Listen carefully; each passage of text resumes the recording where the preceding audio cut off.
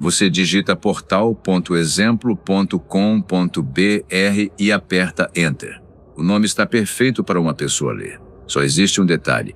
Para levar os dados pela rede, o computador precisa chegar a um endereço numérico. Então fica a pergunta que encerrou a nossa última conversa. Como esse nome encontra o endereço certo? Espera, eu achava que o próprio nome já fosse o endereço. Quer dizer que eu entrego uma coisa ao navegador, mas a rede precisa de outra? Exatamente. E essa confusão é muito normal. O nome de domínio foi feito para ser estável e legível. O endereço IP é a informação numérica usada para encaminhar tráfego na rede. Um é o nome que você pede. O outro ajuda a rede a localizar para onde os pacotes devem seguir naquele momento. O endereço IP versão 4 pode aparecer assim: Z92.0.2.71. São 4 grupos numéricos separados por pontos. Você não precisa decorar esse número. Precisa apenas reconhecer o formato e entender a função. Ele participa do encaminhamento até um destino na rede. Então, se eu encontrar um IP, já sei qual computador físico é e quem é o dono dele, certo? Ou eu fui rápido demais? Foi um pouquinho, mas você mesmo puxou o freio. Um IP observado é evidência de um endereço usado naquela resposta e naquele instante. Ele pode apontar para balanceador, servidor compartilhado, serviço em nuvem ou infraestrutura de um fornecedor. Não prova sozinho máquina física, propriedade, vulnerabilidade nem autorização para testar. Guarde esta dupla. Nome responde o que eu quero acessar. IP ajuda a responder para qual endereço o tráfego deve seguir agora. Eles se relacionam, mas não são sinônimos. Essa separação é a primeira peça firme da aula de hoje. Certo, eu entrego o nome, a rede acaba usando um número, mas alguém precisa fazer essa troca no meio. Quem é que olha para portal.exemplo e devolve o IP? Aí entra o DNS, o sistema de nomes de domínio. A função básica dele é responder perguntas sobre nomes. Para o nosso primeiro modelo, pense assim: você fornece um nome, o sistema consulta informações publicadas e devolve um registro útil, muitas vezes contendo um endereço IP. Tá, então existe um servidor gigantesco com todos os nomes da internet, e todo mundo pergunta para ele. Isso parece um ponto de confusão bem caro.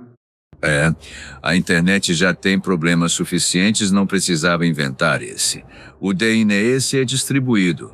Diferentes servidores respondem por diferentes partes dos nomes e um resolver organiza a busca para você.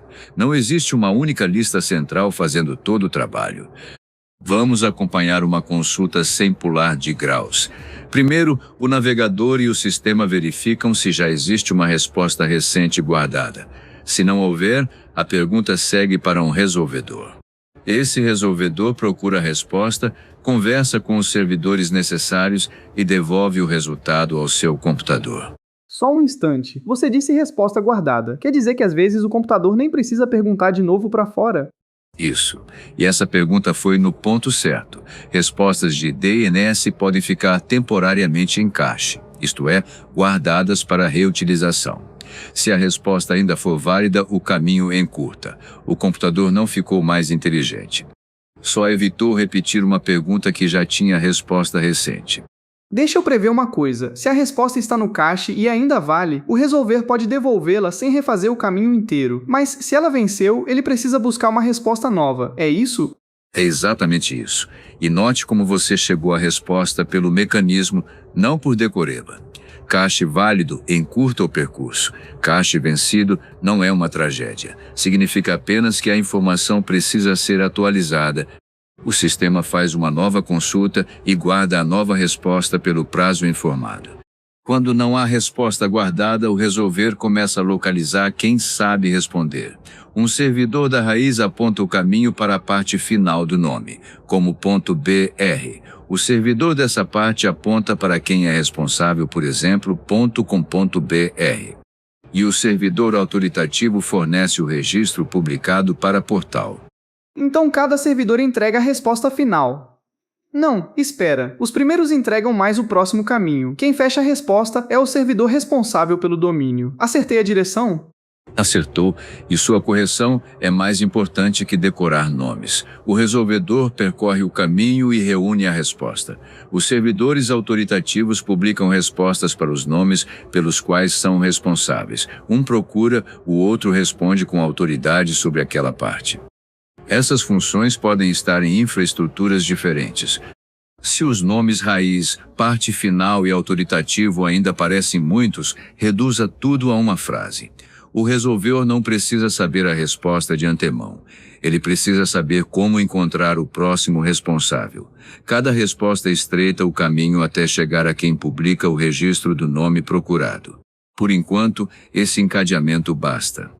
Vamos confirmar o mecanismo. Você digitou portal.exemplo.com.br. Não havia resposta guardada, então a pergunta foi ao resolvedor. Qual é a função principal desse resolvedor? Alternativa A, hospedar obrigatoriamente o site. Alternativa B, procurar a resposta de DNS e devolvê-la ao seu computador. Alternativa C, provar quem é o proprietário do servidor. Alternativa D, autorizar uma varredura. Agora é com você.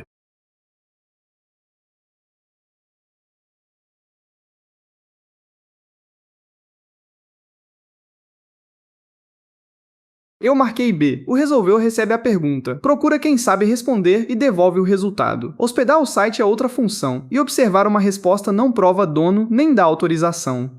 Perfeito. B. E repare como as outras alternativas tentam inflar a evidência. O resolvedor não precisa hospedar o conteúdo. Uma resposta de DNS não é documento de propriedade. E nenhuma resposta técnica substitui autorização. A função que realmente apareceu no enunciado foi procurar e devolver. Já sabemos quem procura. Agora falta entender o que ele devolve. Não estamos mudando de assunto, estamos abrindo a resposta que acabou de chegar. O DNS trabalha com registros. Cada tipo de registro descreve uma informação diferente sobre o nome. O registro associa um nome a um endereço IP versão 4, por exemplo. Portal.exemplo pode responder com 192.0.2.70. Leia isso como a associação publicada, não como uma certidão eterna sobre a infraestrutura. Esse formato com 4 grupos eu reconheço, mas já vi endereços enormes, cheios de números e letras com 2 pontos. Aquilo também é IP? Também. É um endereço IP versão 6. Para nossa tarefa, basta reconhecer que existe outro formato. O registro chamado 4As associa o nome a um endereço IP versão 6. Você não precisa aprender hoje a calcular nem comprimir esses endereços. Só separar acostuma apontar para a versão 4. 4As para a versão 6. Vou organizar sem olhar para trás. Se o valor tem 4 grupos com pontos, provavelmente estou vendo um registro A e IP versão 4. Se é um endereço longo com 2 pontos, penso em 4As e versão 6. Boa organização. Só mantenha a palavra, provavelmente, quando estiver olhando apenas o formato, porque a confirmação vem do tipo do registro apresentado. Em uma saída clara, você verá o rótulo A ou 4As ao lado do valor. Formato ajuda a reconhecer, o tipo do registro confirma a leitura. Há ainda uma resposta comum que não entrega um número imediatamente. O registro de apelidos chamado CNAME diz que um nome aponta para outro nome. Portal.exemplo pode apontar para borda.fornecedor.exemplo. Depois, esse segundo nome leva a um registro de endereço. Então o CNAME é só um IP com nome mais elegante? Estou desconfiando de que tentei misturar as duas colunas de novo. Tentou, mas já percebeu sozinho. O CNAME termina em outro nome. O registro A ou registro 4As termina em um endereço. Isso é excelente para a prova. Olhe o tipo do valor devolvido. Se a resposta ainda é um nome, a busca precisa continuar até chegar ao registro útil para a conexão. Faça uma leitura relâmpago comigo. Loja.exemplo responde com CNAME, plataforma.fornecedor. Paramos? Ainda não, porque recebemos outro nome. Plataforma.fornecedor responde com registro 4As e um endereço de versão 6. Agora temos um endereço. O segredo não é correr, é perguntar que tipo de valor chegou em cada linha. Cada resposta também pode trazer um TTL, um tempo de validade para a cache. Enquanto esse prazo estiver valendo, resolvedores podem reutilizar a resposta. Depois, consultam novamente.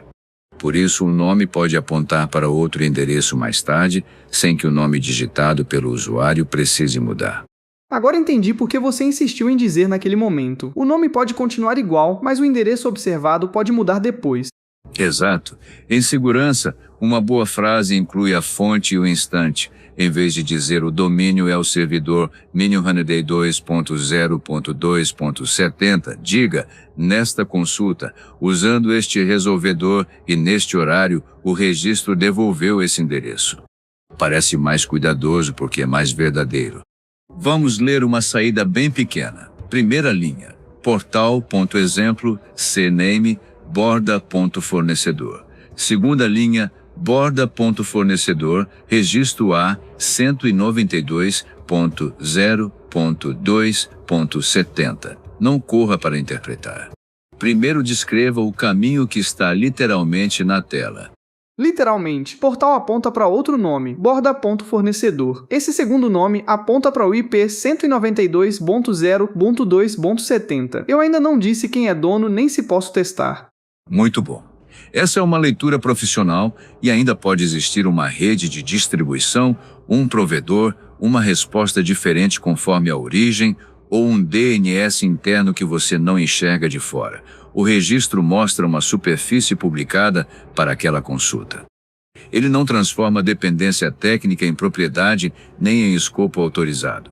Então a parte difícil não é só acompanhar as setas, é parar no ponto exato em que a evidência termina. Eu posso registrar a resposta, mas não completar os espaços vazios com suposições. É isso. E perceber esse limite é sinal de compreensão, não de insegurança.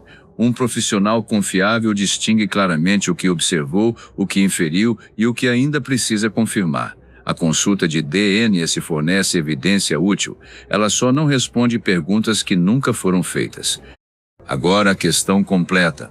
Uma consulta autorizada mostrou portal.exemplo, cname, borda.fornecedor, depois borda.fornecedor, registro A, 192.2.70. Qual conclusão é segura? A. O IP pertence obrigatoriamente à organização. B. O fornecedor está automaticamente no escopo. C. Foi observada uma cadeia de nome para outro nome e depois para um IP. D. O endereço possui uma vulnerabilidade. Escolha a conclusão que não diz mais do que a evidência. Agora é com você.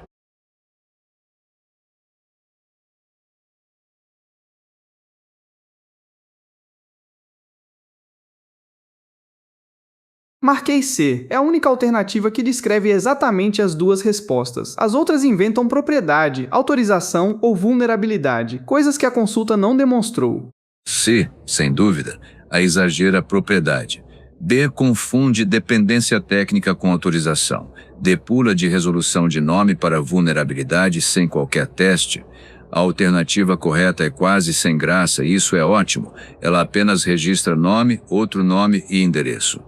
Em prova, a resposta mais responsável muitas vezes é a que resiste à tentação de contar uma história maior. Vamos fechar o mecanismo inteiro. Você fornece o nome. Uma resposta recente pode já estar no cache. Se não estiver, o resolveu procura quem sabe responder. O servidor autoritativo publica registros. A aponta para IP versão 4. 4 as aponta para IP versão 6. CNAME aponta para outro nome. E toda conclusão deve preservar fonte, horário e limite da evidência.